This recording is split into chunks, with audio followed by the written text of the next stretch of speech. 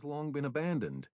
Tabulations of each side's nuclear arsenal, which were once parsed with scholastic flair, are now hard to come by. No one serious would dream of presenting such statistics as a measure of the balance of power, however that phrase might be defined. So it's an ideal time, before the renewed debate is taken over by Baroque abstractionists, to ask some basic questions. What does the United States need nuclear weapons for?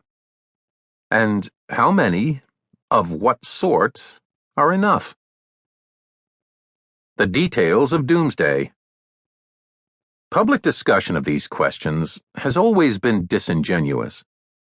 President John F. Kennedy's Defense Secretary Robert McNamara devised a formula for finite deterrence, a concept popularized as mutual assured destruction, or MAD. If, after a Soviet first strike, enough U.S. weapons survived to destroy the Soviet Union's 200 largest cities in a retaliatory blow, then that would be enough to deter the Russians from contemplating a first strike to begin with. The damage done by any additional weapons, McNamara argued, would be so marginal as to be superfluous. In fact, this formula was only the Secretary's way of capping the military's appetite. The Joint Chiefs of Staff wanted 10,000 ICBMs. McNamara held them to 1,000. Even in McNamara's day, the U.S. missiles were never aimed at Soviet cities or population centers per se. They were always aimed mainly at Soviet military targets. Still, the warheads and bombs were so enormous at the time, many delivering an explosive punch of well over a megaton, that tens or hundreds of millions of people would have been killed anyway, not to mention the millions more around the world who would have died from radioactive fallout. The first coordinated U.S. nuclear war plan, known as the PSYOP, for Single Integrated Operational Plan, was drawn up at the Strategic Air Command, SAC, in Omaha, Nebraska in 1960, just before Kennedy was elected. It supplied a rationale for as many bombs and missiles as the military desired. Every remotely valuable facility in the Soviet Union, and in Communist China and Eastern Europe, was designated a target.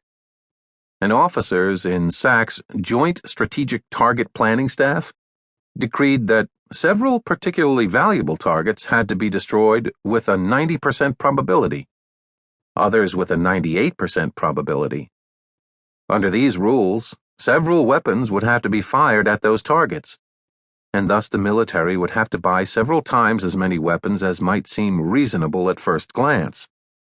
In 1961, just after the start of Kennedy's term, McNamara revised the PSYOP to give the president an option to launch limited strikes, just against Soviet strategic military targets, ICBMs, submarine pens, and bomber bases, avoiding cities. Still, SAC's requirements remained enormous. And as the Soviets built up their nuclear arsenal through the 1960s, largely in response to the U.S. buildup, the requirements grew proportionately. McNamara's 1,000 ICBM limit remained in place, so the U.S. military developed missiles tipped with several warheads, each of which could be flung at a separate target. These were known as MIRVs, for Multiple Independently Targetable Reentry Vehicles. When Soviet and American ICBMs were MIRVed, they became at once the most lethal weapons, and because of that, the most vulnerable. The sheer existence of these weapons created a new sort of instability.